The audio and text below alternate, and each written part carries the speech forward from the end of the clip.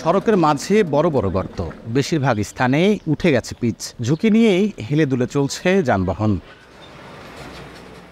গত ৩ বছর ধরে এমন বেহাল দশা ঝিনাইদহ সদর উপজেলার হামদটিকারী সড়কের। সামান্য বৃষ্টি হলেই সৃষ্টি হয় কাদা। এলাকাবাসী জানায়, সম্প্রতি একটি প্রকল্পের মাধ্যমে সড়ক সংস্কারের জন্য দরপত্র আহ্বান করে সংস্কার কাজের উদ্যোগ নেওয়া হয়, কিন্তু স্থানীয় দুই ঠিকাদারের দ্বন্দ্বের কারণে বন্ধ হয়ে যায় কাজটি। এতে চরম ভোগান্তিতে সড়কে চলাচলকারীরা। আগে যাই হোক একটু ভাঙাচোরা ছিল, তারপরে খুঁড়ে দেওয়ার পরে আরো বেশি খারাপ। বেহাল অবস্থা, এখন রাস্তাতে চলাফেরা বৃষ্টি হলে তো চলাই যাবে না। মাজায় ব্যথা, হাঁটু ব্যথা জ্বালাইতে যে রাস্তাতে যাতেই পারতেছি না। রাত 2টার সময় আমার গ্রামতে ডেলিভারি রুগী নিয়ে আসছিলাম, আস্তে আস্তে টিবিলেভার মোড়ে এসে ডেলিভারি হয়ে গেল। রোগী অনেক সময় রাস্তার মধ্যে মারাও গেছে এই রাস্তার বেহাল দশার কারণে। দ্রুততার সাথে আমাদের কাজটা বাস্তবায়ন করলে আমাদের এলাকার মানুষের স্বপ্ন বাস্তবায়ন হবে। কর্তৃপক্ষ বলছে ১৭ কিলোমিটার সড়কের পুরোটা সংস্কার করা না হলেও শিগগিরই ৫ কিলোমিটার অংশ মেরামতে কাজ শুরু হবে। এখন জন্ম সনদ দিয়ে খোলো বিকাশ স্টুডেন্ট অ্যাকাউন্ট।